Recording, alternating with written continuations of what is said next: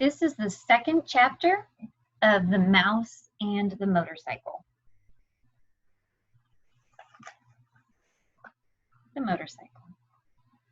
Except for one terrifying moment when the boy had poked his finger into the mouse hole, a hungry young mouse named Ralph eagerly watched everything that went on in room 215. At first, he was disappointed at the size of the boy who was to occupy the room. A little child, preferably 2 or even 3 children, would have been better. Little messy children were always considerate about leaving crumbs on the carpet. Oh well, at least these people did not have a dog. If there was one thing Ralph disliked, it was a Snoopy dog. Now, they're not talking about the character, they're talking about a dog who likes to investigate and sniffs around. That may be a bad thing for a mouse. Can you think about why? What would the dog do if he found the mouse? Okay. Next, Ralph felt hopeful. Medium-sized boys could almost always be counted on to leave a sticky candy bar wrapper on the floor or a bag of peanuts on the bedside table, where Ralph could reach them by climbing up the telephone cord. With a boy this size, the food, though not apt to be plentiful, was almost sure to be of good quality. The third emotion felt by Ralph was joy. When the boy laid the apple core by the telephone, this was followed by despair. It means anguish, or he was heartbroken. He was incredibly disappointed. When the mother dropped the core into the metal wastebasket, Ralph knew that anything at the bottom of a metal wastebasket was lost to a mouse forever. I want you to think really quick, why? If it's at the bottom and there's nothing else inside, why is that the thing at the bottom of the trash can, for in this instance, an apple core? Why is it lost to a mouse forever? What happens if the mouse gets inside? Can he get out? Okay, here we go. A mouse lives not by crumbs alone, and so Ralph experienced still another emotion. He's feeling a lot of things. This time, food was not the cause of it. Ralph was eager, excited, curious, and impatient all at once. Remember, impatient means like you just have to have it or no now. The emotion was so strong, it made him forget his empty stomach. It was caused by those little cars, and especially that motorcycle and the noise that the boy had made. That sound seemed to satisfy something within Ralph, as if he had been waiting his life to hear it, all his life to hear it. Went the boy. To the mouse, the sound spoke of the highway and speed, of distance and danger, and whiskers blown back by the wind.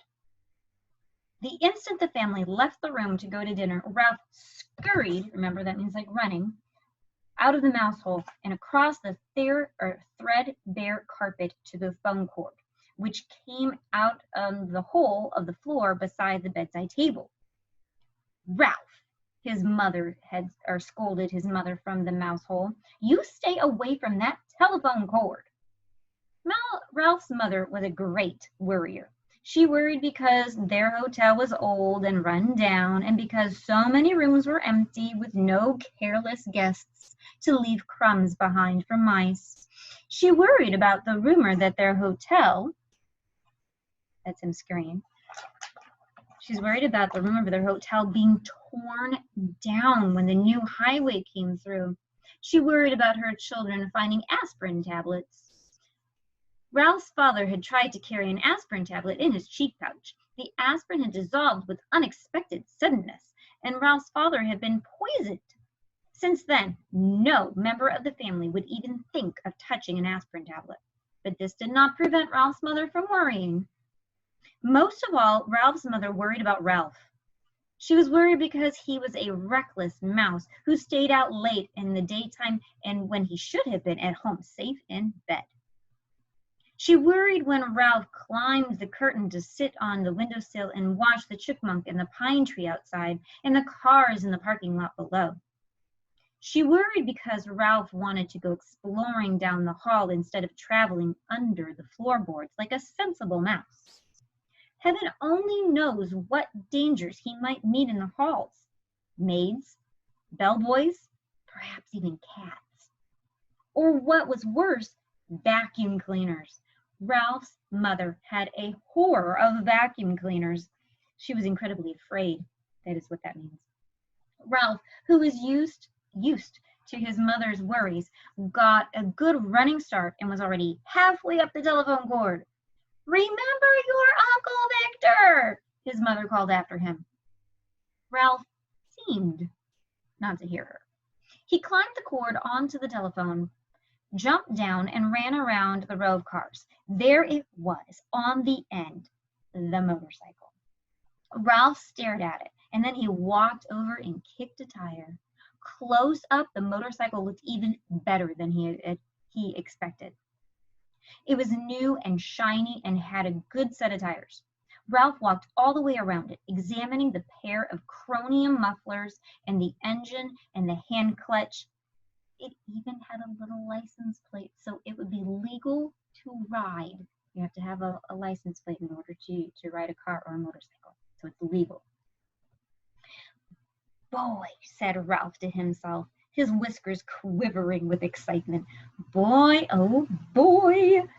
Feeling that this was an important moment in his life, he took hold of the hand grips on the sides of the motorcycle. They felt good and solid beneath his paws. Yes, this motorcycle was a good machine, all right. He could tell by the feel. Ralph threw a leg over the motorcycle and sat jauntily on the plastic seat. He even bounced up and down. The seat was curved just right to fit a mouse. But how to start the motorcycle? Ralph did not know. And even if he did know how to start it, he could not do much writing up here on the bedside table. He considered pushing the motorcycle onto the floor, but he did not want to risk damaging such a valuable machine. Ralph bounced up and down on the seat a couple more times and looked around for some way to start the motorcycle. He pulled at a lever or two, but nothing happened. Then a terrible thought spoiled his pleasure. This was only a toy. It would not run at all. Ralph, who had watched many children in room 215, had picked up on a lot of information about toys. He had seen a boy from Cedar Rapids throw his model airplane onto the floor because he could not make its plastic parts fit properly. A little girl had burst into tears and run sobbing, that means crying, to her mother when her doll's arm had come out of its socket.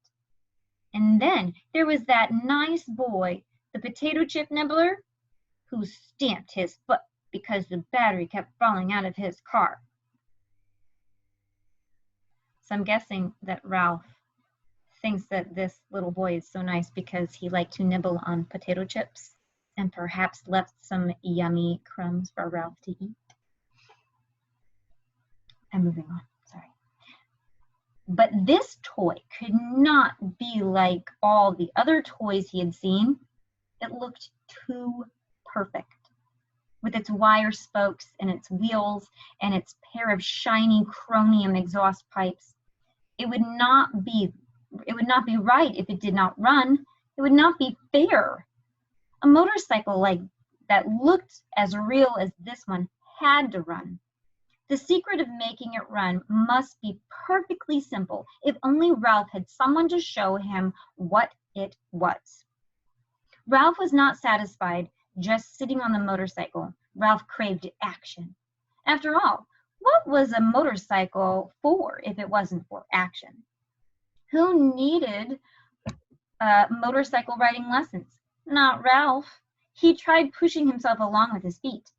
This was not nearly fast enough, but it was better than nothing. He moved his feet faster along the tabletop and then lifted them up for a while. He coasted. Feeling braver, he bent low over the handlebars and worked his feet still faster toward the edge of the bedside table. He worked up a little speed. He would coast around the corner. He scrambled his feet on the tabletop to gain momentum. In a split second, he would steer to the left.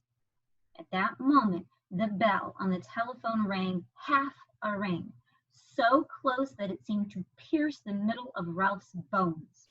It rang just that half ring, as if the girl at the switchboard realized that she had rung the wrong room and had jerked the cord out before the ring was finished.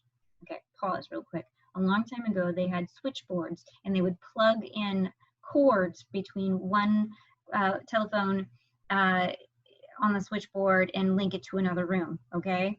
This is a very long time ago. I know that you all are very used to cell phones, so just try to use your imaginations, okay?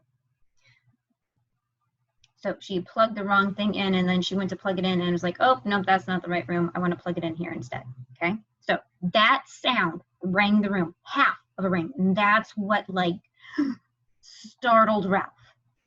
And that half a ring was enough. It shattered Ralph's nerves and terrified him so that he forgot all about steering. It jumbled his thoughts until he forgot to drag his heels for brakes. He was so terrified that he let go of the handle grips. The momentum of the motorcycle carried him forward over the edge of the table.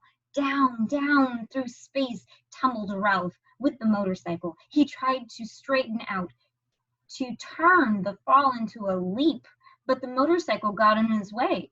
He grabbed in vain at the air with both paws. There was nothing to clutch, nothing to hold, nothing to save him, only the empty air. For a fleeting instant, Ralph thought of his poor Uncle Victor. That was the instant the motorcycle landed with a crash in the metal wastebasket. Ralph fell in a heap beside the motorcycle and lay still.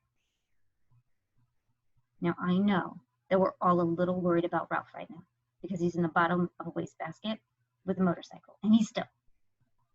However, I'm going to give you a clue as to tomorrow's chapter. Ralph is trapped in the wastebasket. So, tomorrow's chapter will tell us about how he gets out of there, I'm sure, because this whole book, well, it's a children's book, and then, so it will be just fine and happy, don't worry, okay? 2, it's called The Mouse and the Motorcycle, so he's going to be fine, and he's going to have some fun adventures on that motorcycle. Look at that smile. All right, guys, I hope that you enjoyed this chapter, and I look forward to reading chapter 3, Trapped, with you tomorrow. Have a wonderful day of learning. Bye.